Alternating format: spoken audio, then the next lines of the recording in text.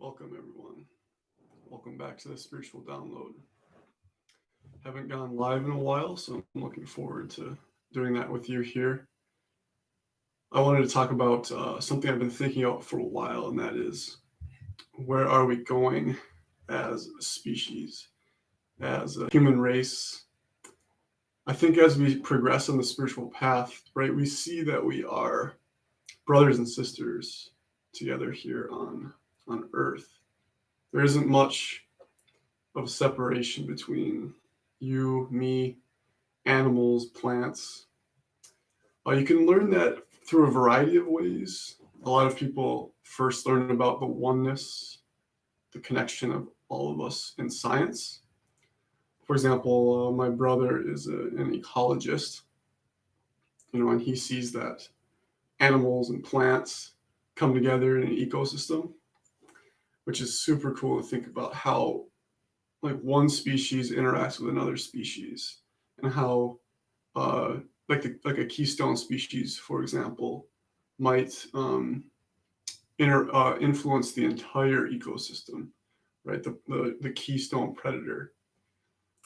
Humans are kind of like that. We influence the earth a lot.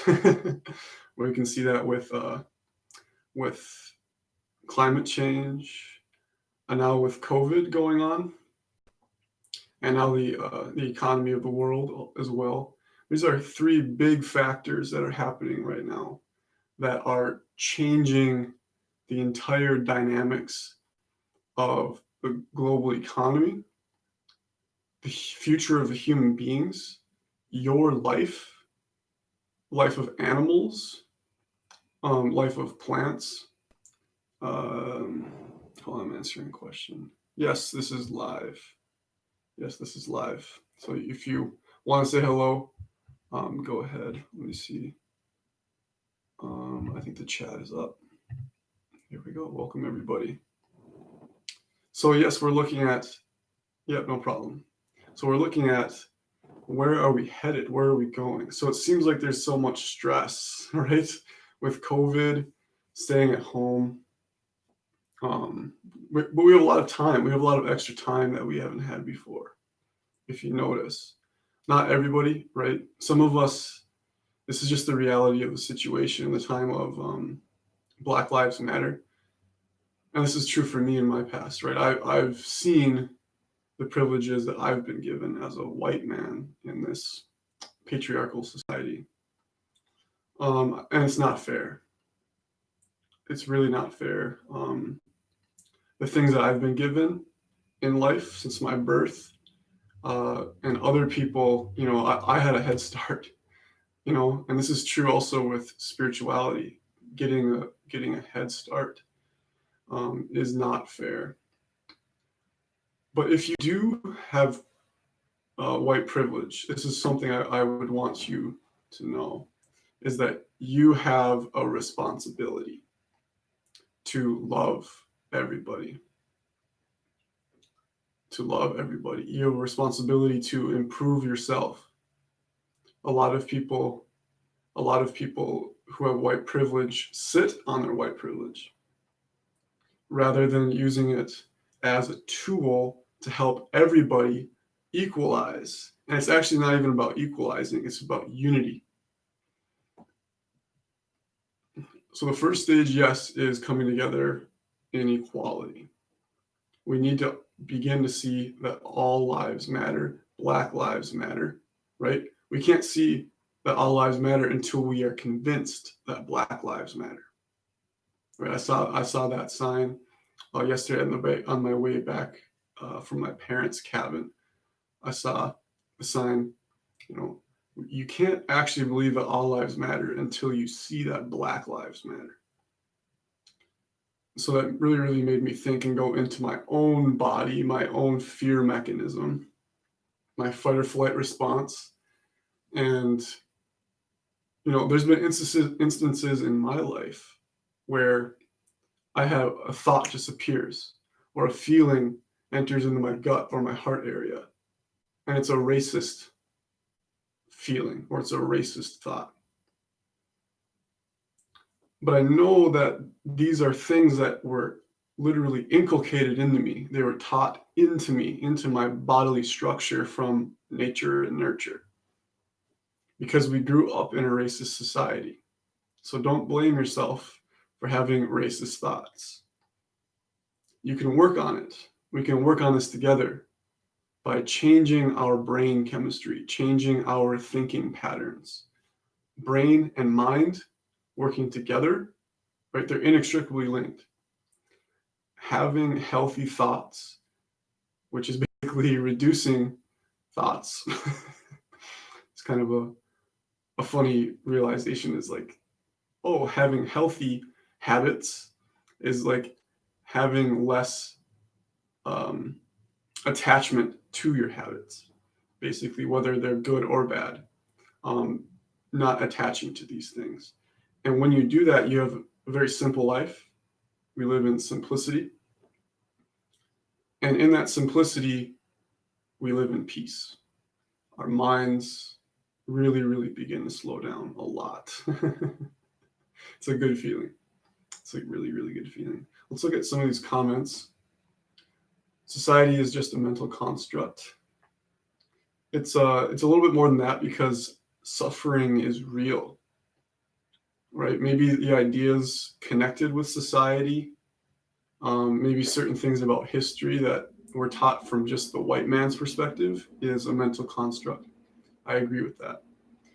Maybe even inequality is a mental construct. But suffering is not a mental construct. That's what we experience. That's in our first person experience, is when we suffer. And love is not a story. Love is more powerful than inequality. Love is more powerful than suffering. Love is more powerful than hatred.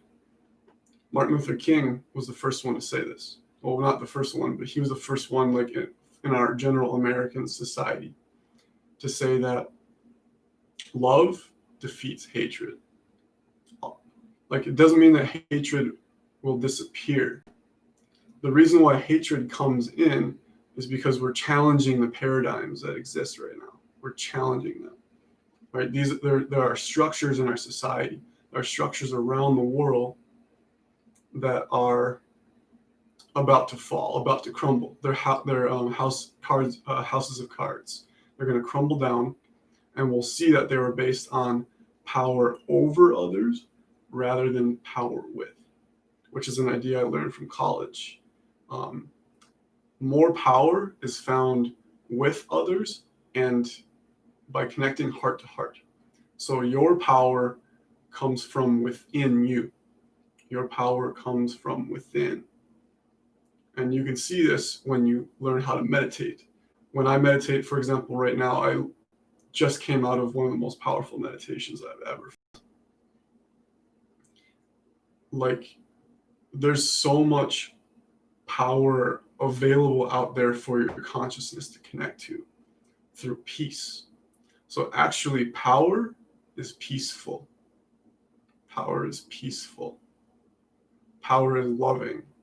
Power is the willingness to love when others might turn to hatred. Power is choosing to be peaceful rather than full of hatred. All right, let's look at some of these other ones here. Equality and non-equality are both just an idea, I think. So yeah, I would say the idea of equality, yes, is a relative term. Just like most ideas in society, it's a relative idea. Everyone's idea of equality and freedom differ. Everyone has a different opinion of what freedom and equality are.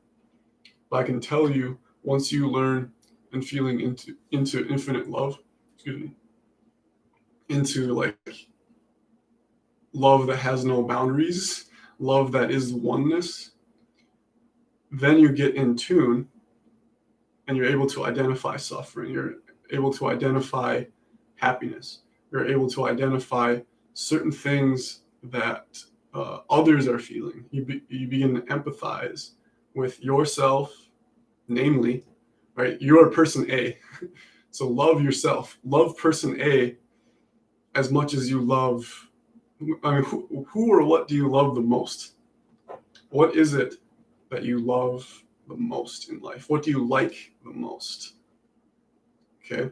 Maybe it's a type of food. Maybe it's a traveling experience, right? That's conditional love. That's love that we experience just in a time and space. But what is it that you can love all of the time is person A right here, right? I deserve love. I deserve the love of God. Me. You deserve the love of God. Because we are one, there's a unity, a union. Yoga means union between God and you. A union. But it's also a union that's the same union with me, you and me. What connects us is the love of the universe. It's the web itself is love. The ecology of the universe is love. All right. I've never been racist because I am from Morocco. So yes, so racism is a societal construct. That's a good point. I know that in Africa and Middle East, the idea of race is much different, but I can guarantee you that in other countries, there's ethnocentrism, which is a term I use in my history class, meaning that it's my group versus that group. So that's actually the nature of human beings until literally just until 1960, and only in certain parts of the world where our nature is tribalism. I mean, you could say that tribalism is very specific and that now we have nationalism, right? But you could see that the feeling is the same. It's me, or it's me and my people versus other people, and that there's not enough out there. There's not enough resources. There's not enough religions, right? Like in history, Christianity spreading the word in the name of Christianity was one perspective of what Christianity is. So in the past, it's that the idea was to spread their interpretation of Christianity by forcing other people, namely brown people and black people, to believe in some white person's religion. So that's what was based on race and colonization. But now, if you can interpret what Jesus taught through more of a lens of holism, in spiral dynamics, it would be like stage yellow or stage turquoise, a very high level of conscious awareness. You can see that the basic structure of the word of Jesus, the message of Jesus, was peace and love and power from within. He said that kingdom of heaven is within.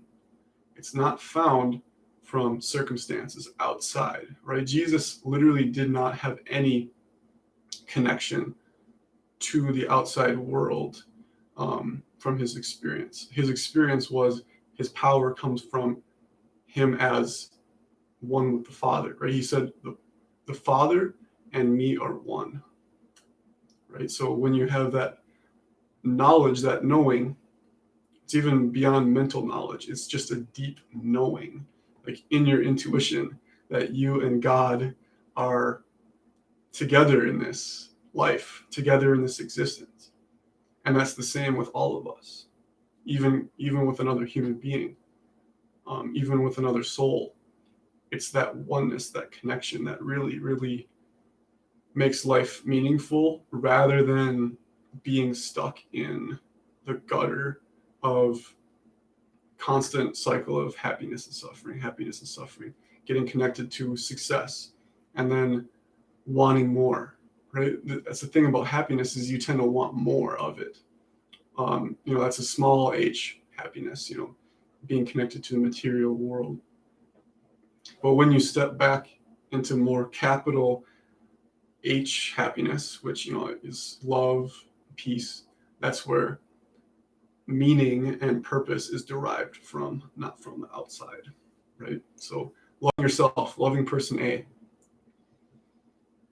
All right. Slowing down is important. Yes, absolutely. Slowing down. We have an opportunity right now to slow down. So it's a message. This is a lesson that we can learn, is slowing down. Slowing down is probably one of the most important tools in spirituality, because the opposite is basically what society taught you, and that's basically work hard and hustle. A lot of things that I learned from sports. I love athletics. I love the human form. It's extremely beautiful watching. I love Damian Lillard in the NBA. The way he plays is so smooth. It's beautiful, actually. Or watching Neymar with the soccer ball. The things that he can do on the soccer field is mind-blowing. But what they don't teach you, or what they emphasize too much in sports, is what I would call the stage orange, like secular values of outcomes, basically material outcomes, where you have to work hard to get this idea, right? Material outcomes are actually just an idea, but like it's like a false sense of comfort that we want. But comfort actually is a barrier to experience. So being able to get out of your comfort zone, that's a really, really important experience. Okay. I think suffering is also an illusion because we believe in it. Well, that's true. So there's stories. So the story connected to suffering, yes, that's an illusion. You don't need to connect to any of the stories, right? Because when you feel into a pain, it tends to be at a point in your body or in your environment, the source of the pain. But there's usually a story connected to it in the mind. So disconnecting from that, but then fully feeling the suffering in your system is how it can flush out. So asking yourself, can I fully feel it? And I'm not saying it's easy. I'm still working on this myself. So we're kind of working on that together. All right. Love is the default mode that we all share from birth. Yes. Love is the default mode. Exactly. Hatred is something that we learn. Yep. Through nature and nurture. That's what hatred is learned from. Nature and nurture. Yeah. So it is a bit learned. I'm trying to think how it could be natural. Well, I think I truly believe, so flipping a lot of things in spirituality are the opposite of what we as minds believe. Like, I would say the most natural state is the enlightened state. It's the awakened, boundless peacefulness that we are, is the natural state. So when we say something like, oh, hatred is natural, that's actually what we're taught. We're taught as separate egos, and we teach ourselves, the separate ego teaching itself hatred of others, of the perceived other, the idea that others are dangerous and I need to protect myself against others. For what? What are we trying to protect? Okay, think about like the Republican Party or the Democratic Party. Just ask yourself, what are they trying to protect? Okay, what's the core that they're trying to protect that they might not even know? There might be something not worth protecting anymore with these changing systems, right? What's worth protecting is our own well-being. But when there's ideas out there of tribalism, politics that just lead to hatred, those things I think can be forgotten. Now it's going to be tough in the short term. I'm not going to deny that. There's going to be so much going on CNN, Fox News about, Democrats versus Republicans, conservatives versus liberals, the preserving America versus America must progress, things like this. I'm not saying these are false. I think this is a false equivalency. I definitely identify more progressive than conservative, definitely. But I'm seeing that, but I also see that there are kind of weaknesses still in the progressive viewpoint because it's anti. A lot of the progressive rhetoric is anti something rather than pro love, pro peace, which is where we are going. That's the main thing I wanted to talk about today is we are going to the kingdom of love. It's hard to talk about. It's hard to believe even, but it's like a physical, like in physics, there's laws of physics. It's almost like a law of physics that we're going to the kingdom of love, the kingdom of oneness. That's how like certain it is, because it's what we are. So it's like, what's the likelihood that you are what you are, or like you are who you are? It's just like, that's a stupid question because you just are who you are. There's not like, oh, there's a probability. So it's like we are love, and that's where we're going.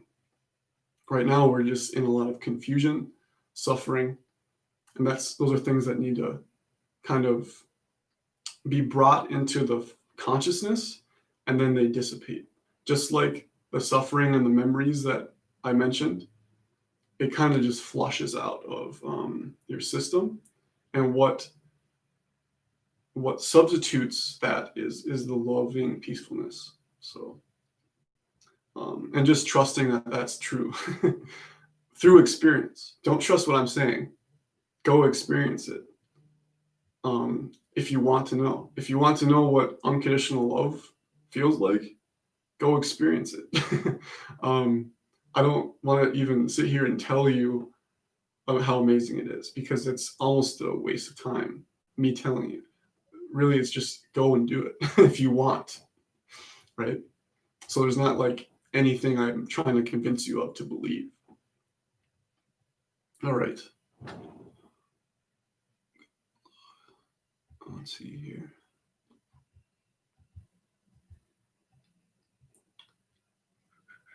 I love everyone and everything, even Trump. Good. So Trump deserves love, right? Especially people like Trump who are filled with hatred. I mean, just think about it. The feeling of what it's like to feel hatred. It's not a good feeling. So Trump has incredible energy when I tune into him. So this is true. So Trump has a very unique personality. There's something about him that certain people are very attracted to. There's an element of him that people either love or hate, and that's true with most famous people. That was actually true with Obama. Even most of us probably were supporters of Obama, but there was a wide variety of people who absolutely hated Obama for some reason, right? So it's famous people. It's people who make a splash in history that people either love or hate. But those are the people who are very certain of themselves, whether or not their ideas are full of hate or full of love. There's certain people that are just convinced that they're right, and these are the people who become famous. They have a lot of confidence in what they're doing, what they're saying, the way they act, and that's how people become famous, is basically not having a filter, not really caring about hearing negative things about them. Scarcity is an illusion. Yes, I believe that abundance is our nature, is the nature of reality. Consciousness is everywhere. Peace is everywhere. Love is everywhere. Scarcity comes from like material scarcity itself in the economy. I think this is what I think.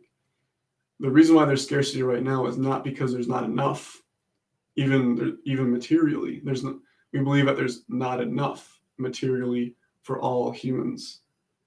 But I think a lot of it is that a lot of the just it's inequality. That's the issue.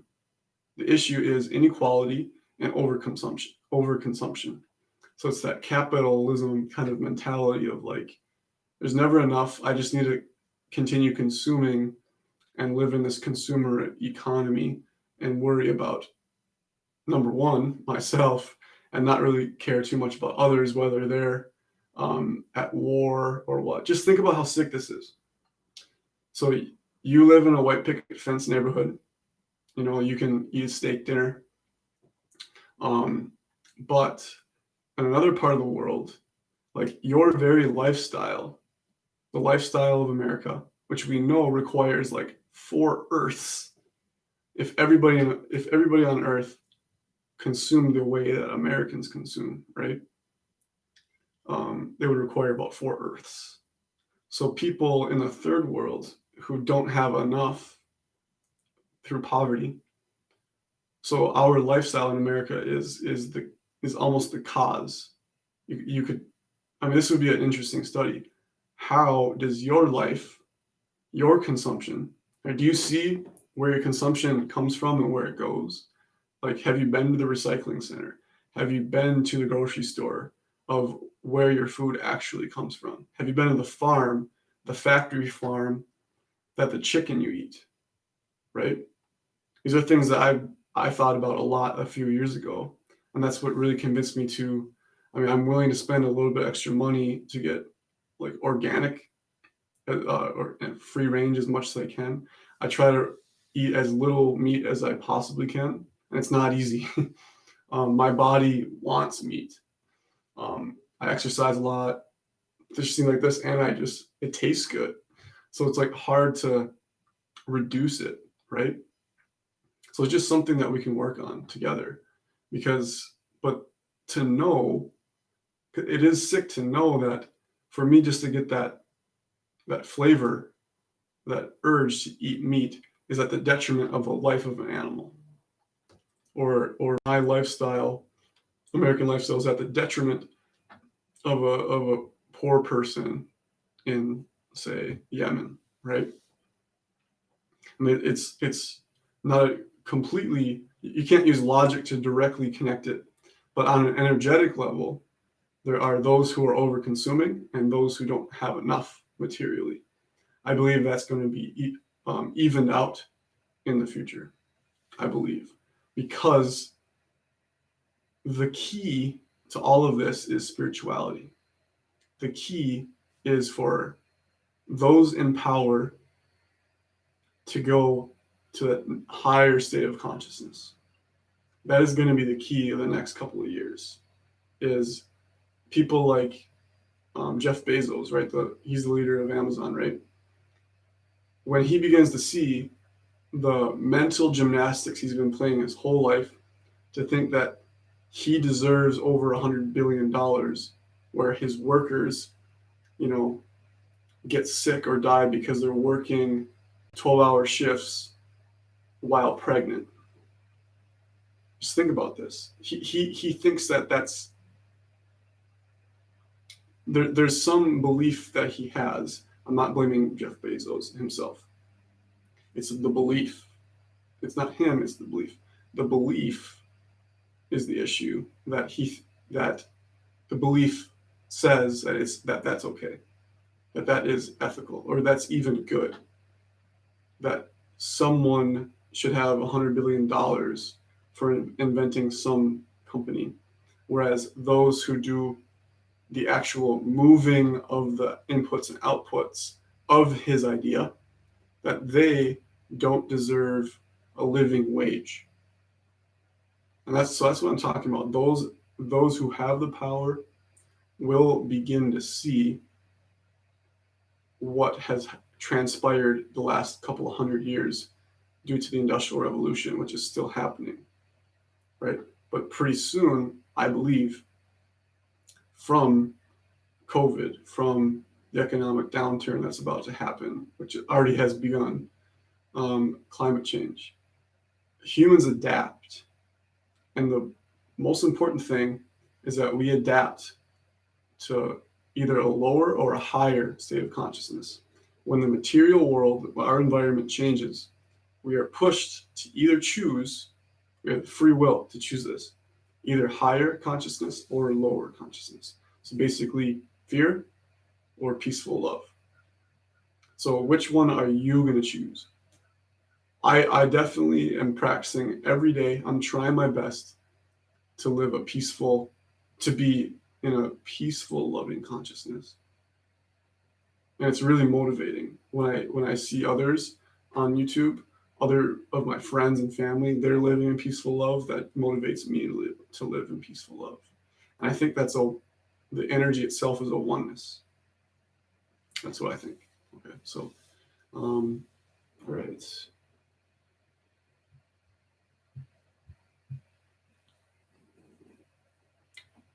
Yeah, so racism in the U.S. is just a whole new concept. Moving from like Africa or the Middle East to here, it's really hard to understand racism when you haven't uh, been born here. It's really hard to understand. It's super complex. Some people try to say that it's simple. It's not simple at all. It's not. And some people will try to convince you that racism doesn't exist. Okay, it does. Just feel into yourself, like when you just the difference between your interactions with a black person and a white person. It's very subtle, but when you have more body awareness, you begin to like feel into it, and it's just a real difference. So being able to notice it, notice the racist feelings and thoughts that bubble up, but those are not your fault. Those come from history. So being able to feel them bubble up, but then choosing peaceful love, not hatred. Choosing in that moment, when you have that moment of free will, that's when we choose peaceful love, right? The way of the peaceful warrior, the way of the Martin Luther King Jr., Gandhi, these types, right? So using them as an example, studying Martin Luther King Jr. How did he live his life? How did he live in peaceful lovingness, right? Sometimes it requires some strength, a lot of strength, right? A lot of strength. It might even require you getting arrested. Maybe that's what's in your book. I'm not saying everyone should just go out and get arrested. I'm saying what's true for you, right? What's true for me? Understanding my own awareness to know what's intuitively correct for me. That's all I can know, right? So, all right. Jesus and Muhammad are both a mental idea we have. I guess I don't quite understand that, but I don't understand what you're trying to say. Let me just kind of think. I would say that Jesus and Muhammad are definitely more than just ideas, because they have brought about a lot of change, a lot of influence in society. I believe that they are probably very advanced beings. I would say Jesus and Muhammad were extremely advanced beings that had a soul purpose. Basically, they were brought to Earth. Their consciousness / souls, were brought to Earth for a specific reason, and they knew it. They knew it intuitively what they were doing.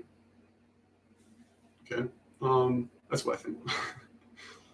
They are an external representation of our own innate God consciousness. Oh, okay. They are an external representation of our own innate God consciousness. Yeah, for sure. I don't know as much about Muhammad, but Jesus, his connection to Christ consciousness. Christ consciousness is accessible. It's an accessible realm of consciousness that Jesus, I don't really know the details, how it came to be, because at that point, it's hard to distinguish between Jesus and Christ and Jesus, right? We have the body, the mind, the soul, the consciousness, God the Father, and if you believe in oneness, it's all the same, yet also all unique. It gets very complicated. But yes, I think there is a connection between God consciousness, Christ consciousness, Jesus, and you. I would see that connection. It's actually more like pleasurable feelings than happiness. Pleasure is much more like a feeling. Things that we get attached to, more like the feeling that we get from consuming a material good.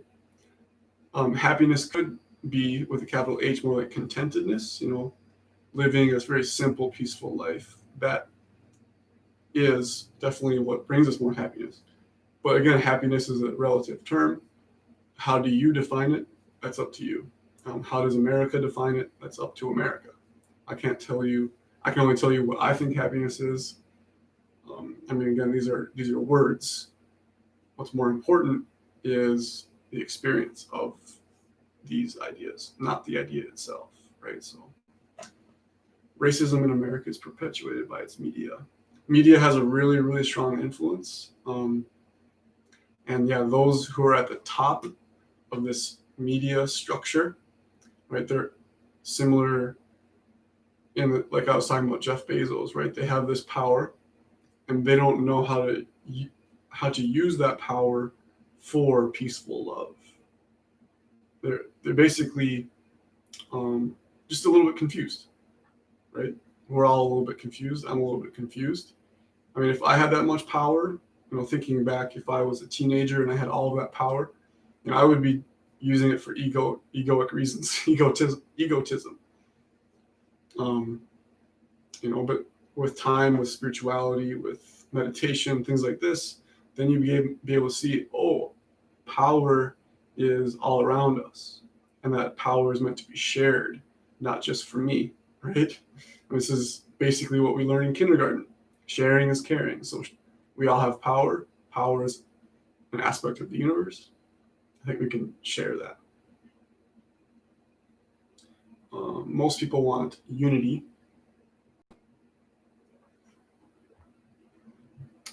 Yes, deep down, way deep, people want unity. Yes, and I believe that's where we're headed. I believe. Where are we going? I believe that we're going to unity. We're going to not indistinguishable unity. There's still uniqueness in the unity. For everything to be one, there needs to be everything, you and I, even all of our differences, in that unity. So everything, non-duality, is the non-dual nature of duality. Because duality is what we experience here on this physical realm. But seeing that as non-duality, rather than ignoring it and saying that it doesn't exist. Because it obviously does exist, because I'm here, you're here, the birds are here, and it's great, it's beautiful. Even some of the suffering that we experience, we learn from. It's beautiful, right? So,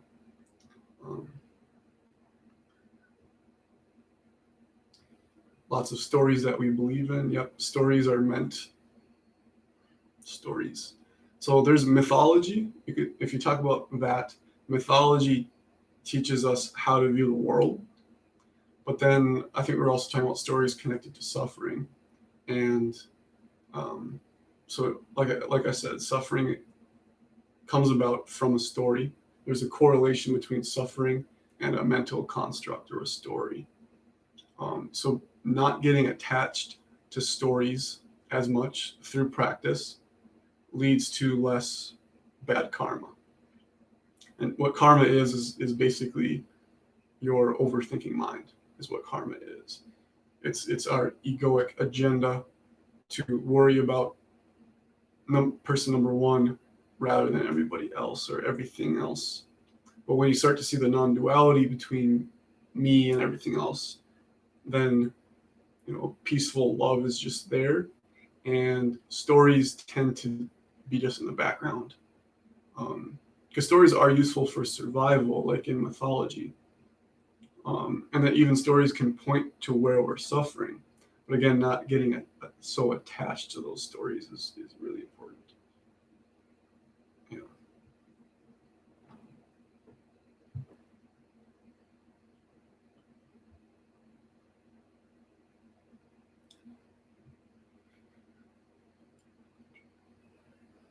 All right, where was I?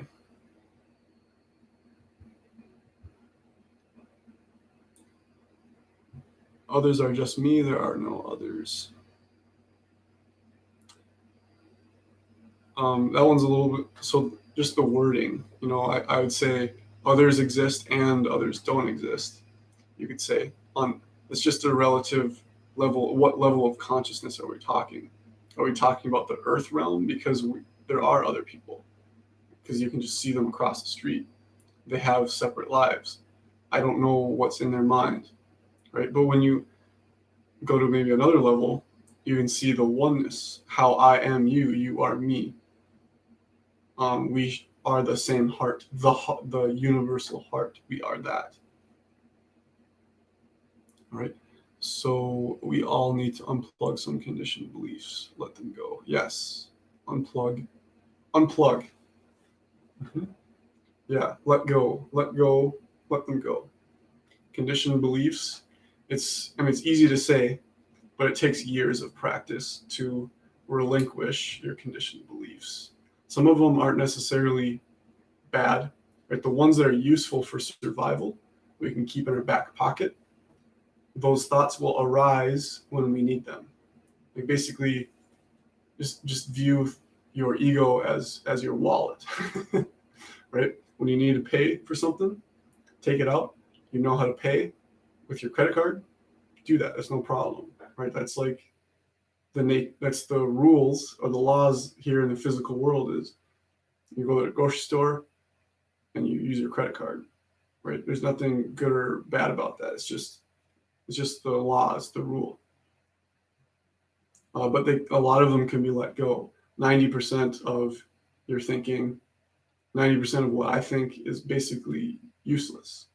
Overthinking is useless, right? That's the definition. But there is thinking in certain ways for means of survival of your body, survival of your mind, right? Because we're here for a purpose, so use it well. Okay, if we accept that all life is exactly as it should be, then everything is happening exactly as it should. Yes, good. Yeah, I think that's true too. Everything happens for a reason, and there is free will. So even the free will choices that we make in this physical realm have a purpose. It's like the video game that we're playing in. It's fun, right? I mean, like video games are really fun. Life is pretty fun, whether or not we're happy or suffering. In general, like the whole process of life is playing, is learning. It's like playing in a sandbox, it's playing a video game. So that's really what we're doing here. And it's all of the material that we're playing with, our bodies, our minds, the earth. It's a sandbox, but made of conscious love, like infinite intelligence. So it's extremely amazing to experience that. So again, it's about the experience rather than just the idea of what I'm saying. It's much more motivating, much more purposeful to actually experience it. This moment right now is designed to be the way it is right now. Yes, absolutely everything is exactly the way it should be. Not saying that in a future now, even though it is now, the future is now. We just use the word future to explain a specific time in time and space. But time and space, deep down, are timeless and spaceless. Right? So it's all right now. But it doesn't mean that a future now can be improved from this now or a past now. Okay, so there can be improvements because we live in a world that progresses towards more love, more peaceful love. We're in an age of heading towards unity from the separate suffering.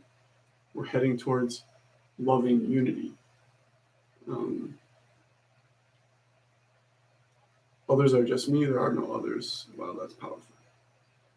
The union is powerful. That's what's powerful.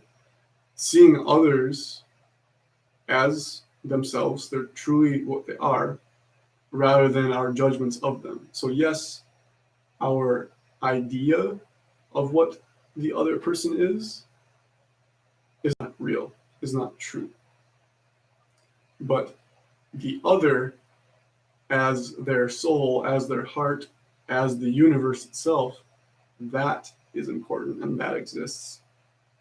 But again, your idea of it is not true. I guarantee my ideas, most of my ideas are not true. It's when I feel that intuitively, it's much more of like a quiet kind of feeling or idea, then I know that's true. But it's not the word, it's the feeling that's true, not my interpretation of it. I'm from a third world country, yet I am happy. Yeah. And there's actually, I mean, I've traveled pretty extensively in the third world, and there's lots of places that are happier than the United States in a lot of ways. A lot of parts of the U.S. focus really heavily on material world. For material, the outside world, you go into the outside world to receive contentedness and happiness and receive pleasure. But in other parts of the world, right, it's actually much more about just living a contented life with your relationships with others, specifically. Basically, in a lot of other parts of the world, happiness is derived from the social life. That's what I've experienced in other parts of the world, namely Tanzania, Ecuador, and India, where I've been. Morocco, I've heard really good things about. Yeah, I've been to Morocco too, but only for like 5 days, and that was a while ago, so I don't remember too much about it. Yeah, we are doing too much of this and that, everything's getting too complicated by doing this and that. Yeah. Morocco has some good places to visit. People are gonna have to go to Morocco. Jeff Bezos is doing what he's supposed to do. So who cares? Yep, so Jeff Bezos is playing the role of Jeff Bezos. So there's no reason to judge, right? We'll just see what happens with Amazon. We'll see what happens in the future. I mean, it's a part of a game, right? But when you have faith that everything ends up in love, it's like, I mean, it's more just like it's interesting to watch and feel into yourself.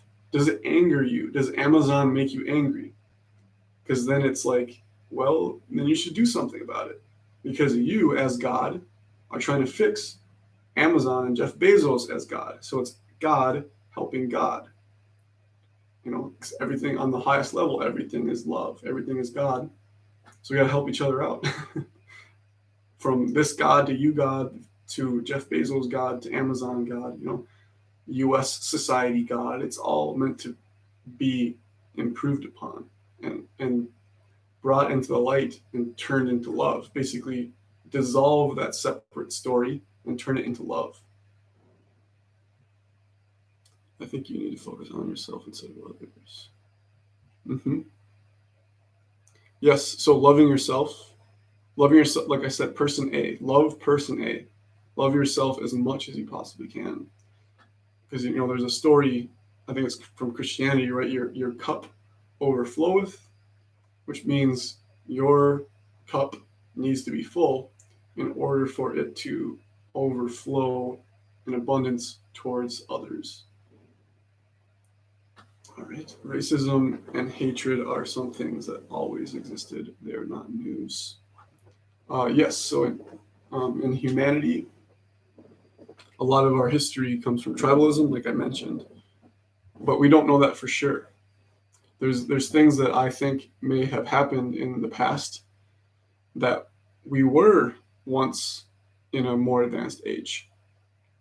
That's very possible. We don't know whether for sure if that's true or not unless we experience it. But I'm saying that some people have experienced past lives. Some people who I trust deeply have experienced past lives in times of oneness. Let's just throw out some years, maybe 15,000, 20,000 years ago. There's possible that, I mean, is it impossible that we were actually more advanced in the past? I mean, who knows, right? I mean, what's your experience? What is real for you? For me, I don't know. I've just heard. I've heard from a lot of it is gossip, right? I've heard I've heard X from person A. I've heard Y from person B. All I know is my experience. So I don't really know what the textbooks tell me. They say certain things. What other people say, they say certain things. But what do I know deep down is that there's certain sources that I trust more than others. And it doesn't need to be logical. One of the issues when we get attached too much to high academics is that we need to prove everything, right? But we don't need to prove things to other people. We just need to subjectively experience ourselves, what's in our me, what's in my subjective awareness. All right, we'll try to keep this under an hour, so we'll have about 8 more minutes. All right. Racism is taught, kids are never racist. I don't know. I think that could be true, that kids maybe see color, but don't have that connotation. Like they wouldn't say, white is bad, black is good, or something like that, right? It's just some people are black, some people are white, some people are brown. It's just kind of reality, right? So, yes, we were born with love. Yes. Jesus and Muhammad or Moses are just mental fiction we believe in. Kind of address that. Have you ever connected with yourself in the mirror? Yes. Thank you, Awakened Builder. That is one of the most powerful things I've ever experienced, actually, is staring at myself in the mirror. It sounds crazy, but there are certain things that we do in the spiritual path to what? Are you worried about being embarrassed, or are you worried about knowing the truth? Right? Are you worried about how other people perceive you, even though it doesn't really matter? Or do you care about love? Do you care about loving yourself, or do you care about judging yourself? Right? I used to judge myself all the time in the mirror. Now I love myself so much. Part of it, some of it is conditional. Most of it though is like I'm just in awe of my own existence. It's so beautiful. Yeah, so my experience is staring at yourself in the mirror for an extended period of time where you begin to feel like as if I'm not who I thought I was. Specifically looking at your face, your facial structure, and seeing where it's imbalanced. Where is there imbalance? Where the shape of my eye, the shape of my nose, the shape of my lips, shape of my chin.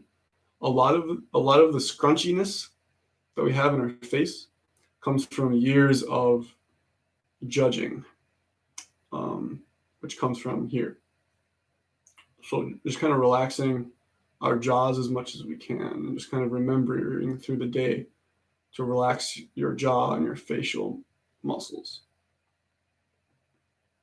They are not truly real. We really don't know them. Every thought we have is nothing but a mental construct and illusion. The true reality has nothing to do with thoughts and feelings. That one, again, it's really tough to answer some of these statements. Because I'm kind of running out of time. But basically, like I said, the story behind thoughts, the story behind feelings are mental constructs. But the thoughts and feelings in and of themselves have a karmic, meaning they have a cause that is based in reality. And finding the root of those causes is a huge part of spirituality. We are all an expression of the universe. The universe is one. Yes, very beautiful. Amine, I hope I'm pronouncing your name correctly. You're saying a lot of good things. What is true reality? So I do have a video I've put recently on the truth of the truth. It's not what you think. You can check that out. Basically, what is real is experience now. What are you experiencing now? What are you feeling now? Not even putting I. It's like now, what is being felt now? Also, like you can ask, who am I? Self-inquiry. You can inquire into the self. Who is it that is experiencing this reality? That's another one, right? But I would say experience and consciousness right now, which is everywhere and here, is reality. But not the words, it's the experience, right? So, all right.